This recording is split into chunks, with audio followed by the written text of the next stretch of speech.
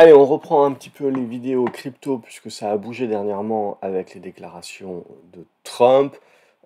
Juste histoire de se dire que on est toujours dans la même construction dont on s'était parlé avec cette zone, pour moi, de correction, on avait parlé des 56 000, 53, 50 000. Ce que je voulais voir, c'était le début d'une construction d'une figure. Bon, éventuellement, on faut, il faut pousser un petit peu plus les choses. Mais toujours est-il, voilà, c'était la projection de cette oblique ici qui a plutôt bien fonctionné, qui permet le rebond. Maintenant, c'est là où ça va se jouer.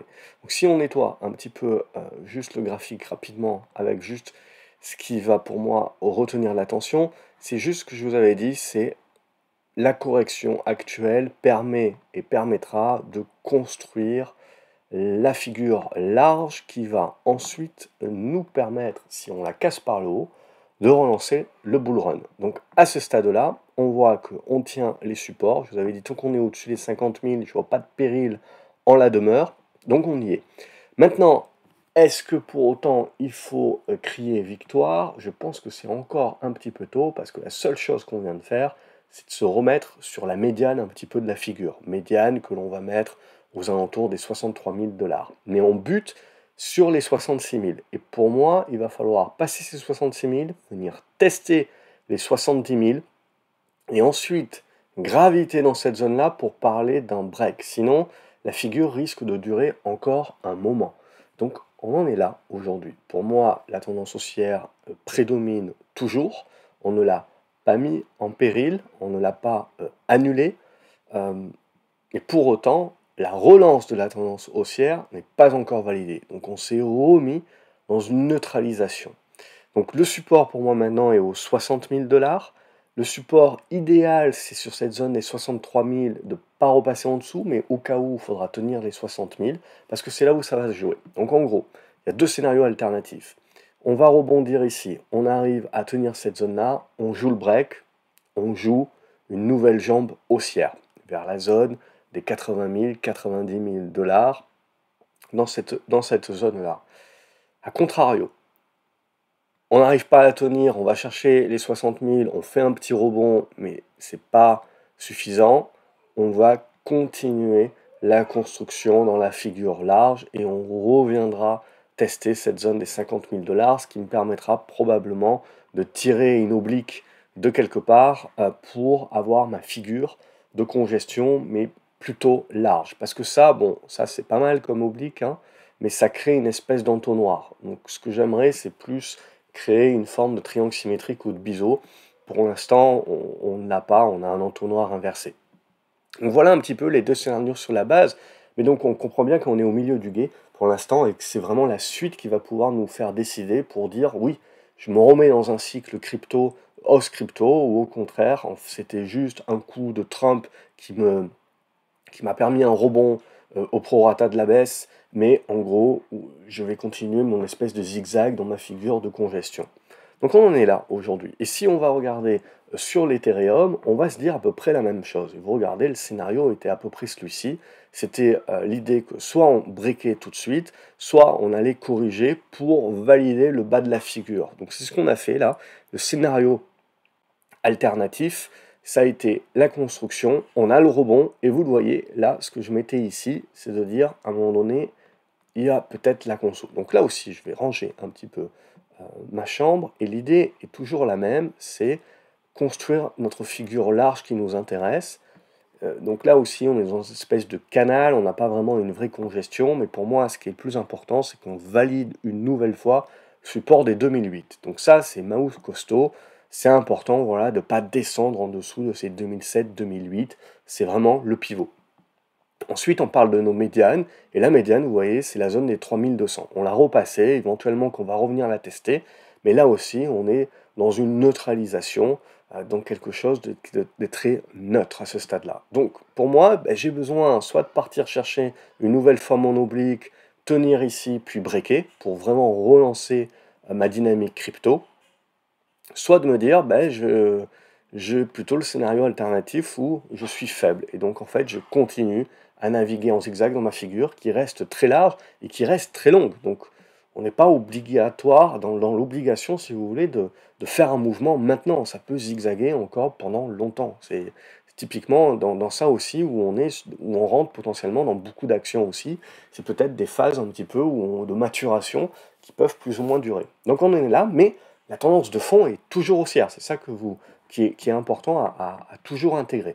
Si je vais regarder quelques autres cryptos, parce que là, on a les deux grosses cryptos en gros, mais si je vais regarder des plus petites cryptos, c'est ce qui va m'aider à définir, voilà, si on est vraiment dans une embellie globale sur tout le secteur, ou si, voilà, on reste très neutre. Et quand je vais regarder des plus petites cryptos comme AV, ce que l'on a ici, c'est à peu près, c'est à peu près la même chose. C'est-à-dire qu'on gravitait sur les niveaux de soutien, on fait une grosse impulsion, on fait la conso, va falloir tenir les médianes. Si on veut rester très puissant dans le mouvement pour pouvoir le repropulser rapidement, on est dans l'obligation de ne pas trop retracer le mouvement de cette dernière semaine. Donc c'est pour ça qu'il faut rester très contenu dans les corrections que l'on peut faire du mouvement de la semaine dernière et puis pouvoir relancer tout de suite. Ça serait vraiment un vecteur très intéressant. Et donc pour moi, là aussi, vous voyez, on a mis du temps à le construire, mais maintenant, si je nettoie un petit peu le graphique, vous allez voir ressortir assez rapidement le biseau descendant qui s'est construit, dont le support s'est construit sur l'ancienne résistance qui est devenue support. Voilà, et donc là, l'idée elle est là. Donc, scénario, on fait la petite conso et on arrive à breaker tout de suite, ou alors si on refait des trucs comme ça, ben on en a encore pour un petit moment. Ça ne remet pas en doute, si vous voulez, le scénario in fine, mais voilà, ça allongerait un petit peu sa durée avant de validation. Donc là, ce que l'on veut, c'est que vraiment pour donner l'impulsion, comme je vous l'ai dit, pas trop retracer, il faut donner l'impulsion assez rapidement. Ça va être super important sur les prochaines séances à pouvoir bien le définir. Je regarde le Ripple XRP maintenant. Et ça, pour moi aussi, c'est un point qui est principal. Vous voyez, on s'était cassé la figure au lieu de pouvoir rebondir. Je vous avais expliqué, je sais pas, il y a un bon mois, quand on s'était vu, ça devait être en juin, donc un bon mois que j'ai pas fait d'analyse.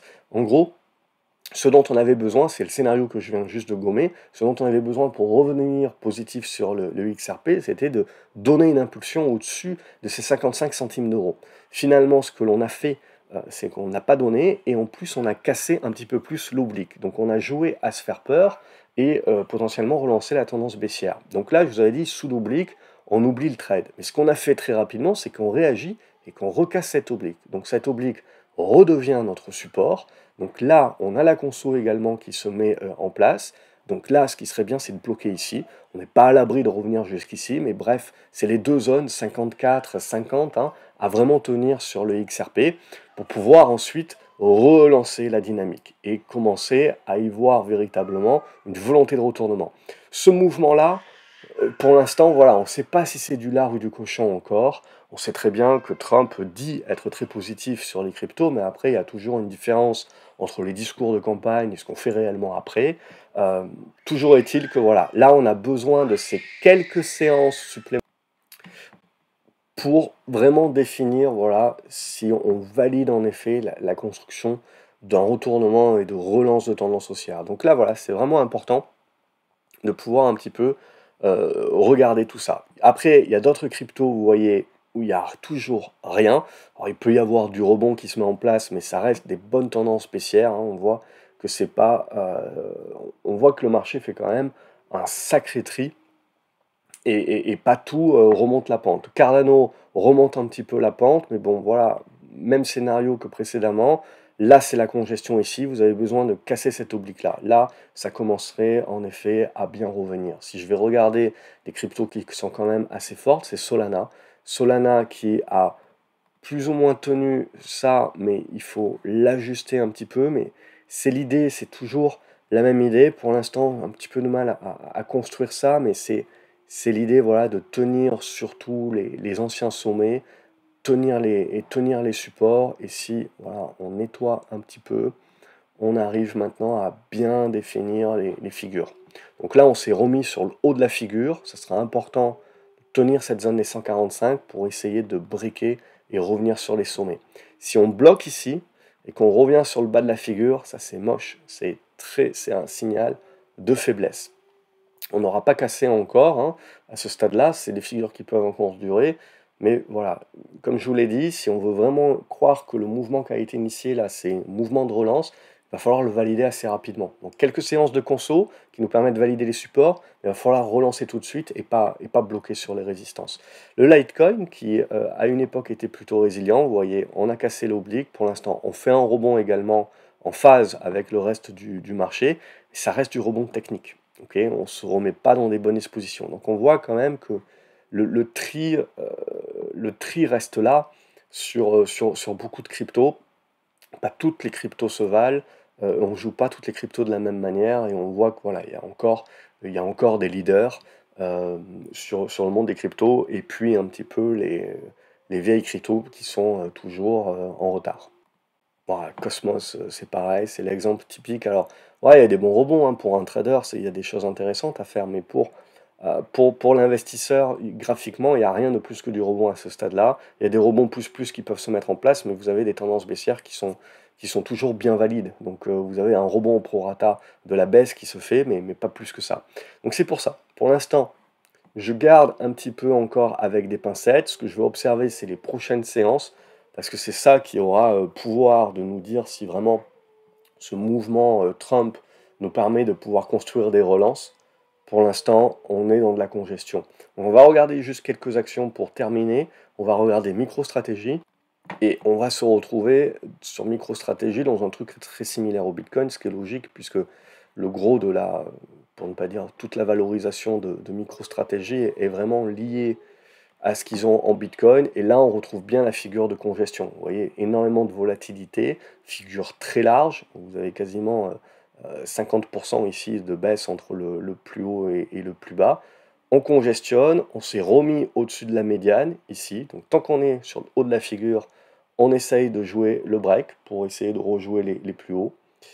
Et si on n'y arrive pas et si on bloque, pour moi, ben, ça sera là où on commencera à parler de faiblesse et à être un petit peu plus prudent sur la suite. Donc voilà, on est entre deux eaux, avec un biais légèrement positif sur les trucs qui sont dans des types de configurations comme ça, parce qu'on est au-dessus des médianes, dans le haut des figures, mais on le voit, tout ne se vaut pas.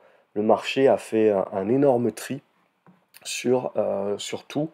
Et si je vais regarder une autre action, c'est Marathon. Alors, il y en a plein, hein, il y a pas mal d'autres cryptos. Je vais faire Marathon qui est aussi bien connu. Là aussi, on a un break récent, vous voyez, de notre configuration. Bonne congestion, paf, ça pète. Alors après, il faut faire attention parce que c'est la plupart justement de ces mineurs de Bitcoin, ils peuvent aussi utiliser leur puissance informatique pour faire de l'intelligence artificielle. Donc c'est ce qui aide aussi la configuration de ces actions-là. C'est pas seulement lié au Bitcoin à nouveau. Donc là, on a un bon break. Si on a le pullback, on voit que cette zone des 23 devra tenir pour rester positif et continuer le mouvement. Mais ça reste quand même quelque chose qui est toujours très propre. Et si je sors un petit peu et que je prends des plus petites, on voit que ça marche plutôt bien aussi. Si je prends BitDeer Technologies, c'est plutôt propre aussi. On voit, on avait la congestion ici dont on avait parlé, le break qui se fait, la ligne droite qui permet de venir chercher l'oblique. Bref, là on est en train de construire maintenant à ce stade-là. Je pense qu'on peut construire peut-être un petit truc comme ça, tac tac tac. Et là voilà, si on casse par le haut, vous avez le mouvement qui s'initie, cassé par le bas, il y aura une conso un petit peu plus profonde qui se fera avec une figure plus large qui commencera à se construire. Voilà, je pense qu'il n'y a pas. L'idée, c'est pas de faire toutes les actions. Je vais peut-être en faire une autre. Bitfarm, c'est à peu près la même idée que BitDeer. Vous voyez, vous avez le break, la congestion qui est en train de se faire ici. Si je construis la valeur, on a la médiane là. Donc on est toujours dans le haut des figures. On essaye de jouer le break. Ça, si ça se valide bien, ça devrait pouvoir pousser. On est dans le bon sens, donc on garde ce biais positif là. C'est si et seulement si on commence à construire des trucs comme ça sur le bas de la figure que on sera un petit peu plus prudent et qu'on se dira que voilà, c'est pas encore le moment du top départ. Mais en tout cas, prochaine séance, pour ça que je fais la vidéo, où moi je pense que c'est important de bien regarder parce que ça va être assez pivot. Voilà pour cette vidéo, comme d'habitude, n'hésitez pas, le pouce en l'air, de la partager également sur les réseaux, de me dire ce que vous en pensez dans les commentaires, quels sont les cryptos sur lesquels vous êtes favorable, quelles sont les actions crypto sur lesquelles vous êtes favorable également, voilà, et j'essaierai de passer en revue et de faire une vidéo la semaine prochaine, parce que déjà, on devrait pouvoir un petit peu étayer les scénarios. Voilà, excellente journée à vous les graphes, et je vous retrouve dans les commentaires.